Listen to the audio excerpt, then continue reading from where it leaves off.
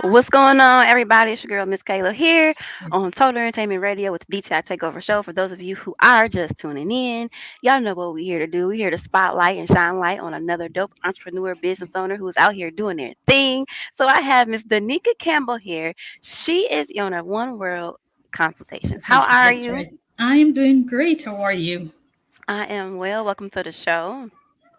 All right. Thank you. You're welcome. So, Danica, before we get into the business, tell us a little bit Yes. about yourself. A little bit about myself. So I am a Jamaican Canadian, currently residing in Hamilton, Ontario. I am a Christian. I identify with the Apostolic denomination. I love and I'm very passionate about seeing people become whole in all aspects of their life. And so that can be emotional, mental, spiritual, financial. I just love seeing people being happy and really and truly enjoying their life. Hmm. So as a result, I spend a lot of my time volunteering in different social service areas. Okay. I've worked in different areas within the social service field, and then I Hmm. started my own company to be able to just kind of get out there more and just do more in the community to help folks. So a bit about me. Yes. And I Wow, love that's dope. family. I'm very Yeah, family oriented. Yeah, spend a lot of time with my family in different areas. So that's yes. dope. If I'm not mistaken, Danica, I think you are like our first international guest. This is the second time I'm hearing that this I week. love it. Okay. I love So it. That's good. yes, it's the Okay. second time I'm hearing that I'm the first non-American on some form of platform. I So love it. I love it. So how did One World Consultation start? so One World Consultation started back in 2017. I was at the time I was working in a women's organization Hmm. that was focused on helping women that experience abuse, violence, and human trafficking.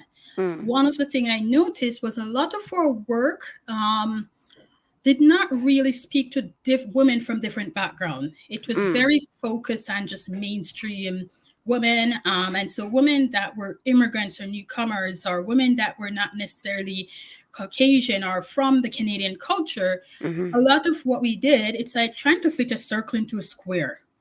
And mm, so I started doing work around diversity and inclusion and anti racism and looking at how these women can have services that really and truly meet their unique needs.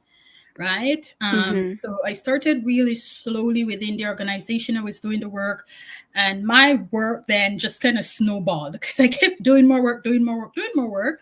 One thing I will see is I was very, very appreciative of the executive director I had at the time at that organization. Hmm. She was so supportive on board. She understand inclusion, and she really and truly was one I would say that really led me and guided me, and still today is my mentor in the area of inclusion. So Mm. she, every time I would come up with random crazy ideas about what we could do, she'd be like, "Oh yeah, sure. How much budget do you need?" Right? It could sound like, I mean, we went from having a standard menu to buying diverse meals that women could cook themselves to Mm. looking at hair care products, things that we don't usually think about, that these women's need for hair care products are so different, right? Okay. So buying those things that they need and really and truly building Hmm. equity within the organization so that the clientele that we serve felt that they were really and truly a part of the organization and that their needs were being met. Um, so that's when I started doing it on the organization, and then I started doing it outside to other agencies part time while working full time. Okay. Part of inclusion work, and this is where a bigger part of my work comes in, is around mental health and mental wellness.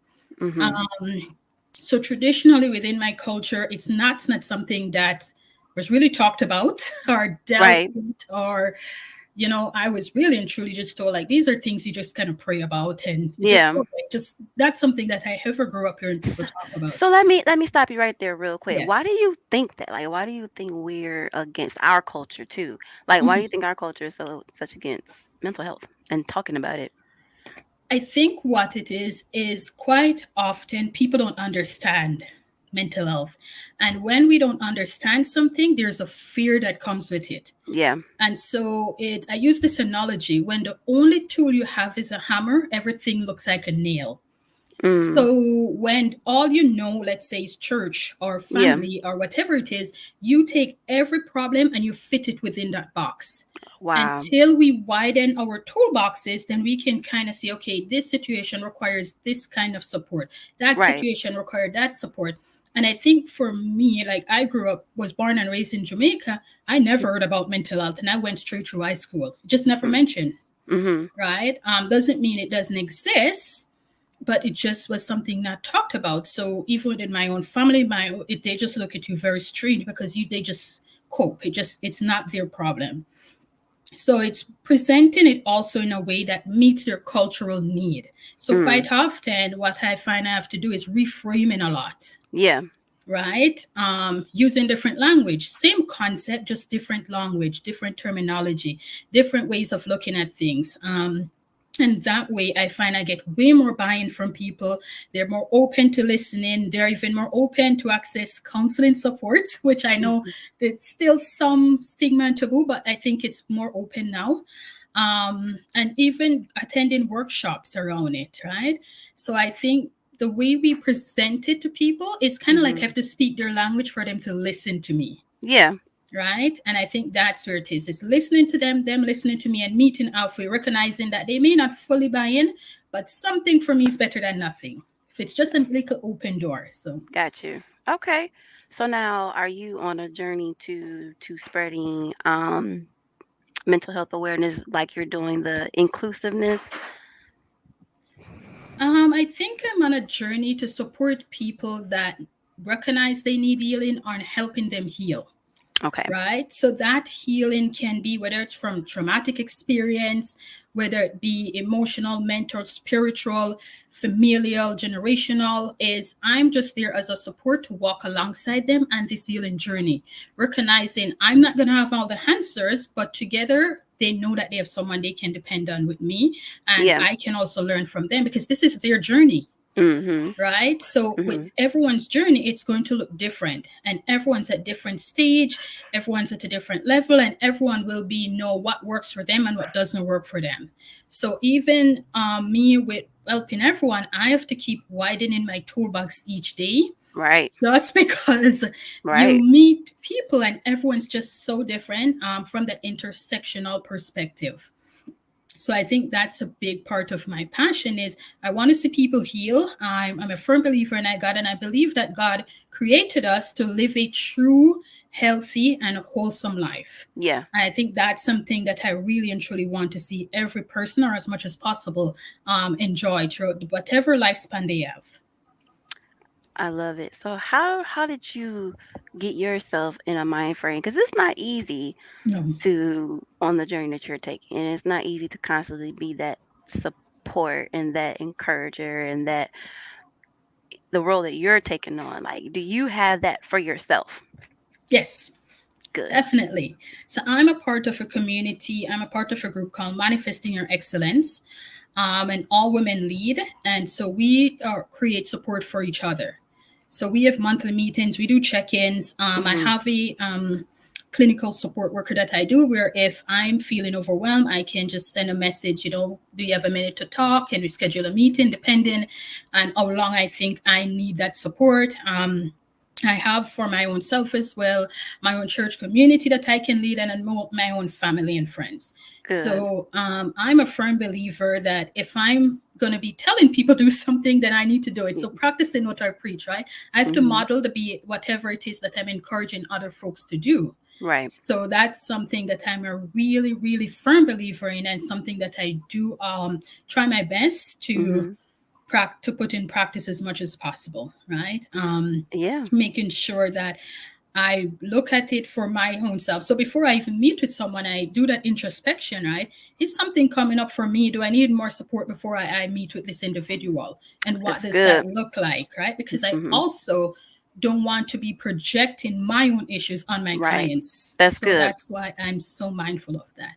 That's good. That's really Yes. good. So where do you see One World consultations in a few years from now? In a few years from now, I'm hoping the scope of the practice can be widened, and I can have a few more workers. Currently, it's just myself, so I Mhm. can have a few more, probably, I would say 2 to 3 more individuals working alongside me, and just Mhm. really and truly getting out there more in the community, more in organization. Now we're all virtual and online, so even more internationally, and just really and truly getting the work done and looking at how we can have more topics that meet people individual needs. Like, I know, yes, there's some topics that can be done generally, but really and Mhm. truly some very unique needs, like the group that I have coming up, something that's very neat, something Mhm. that's very unique. But I also recognize that with that, it needs a level of expertise and trust. So that's why the individuals that I'm hoping to be able to bring on board are people that are at that level. Got you. Got you. Okay. So what is if you want to let everyone know about the group that you have coming up?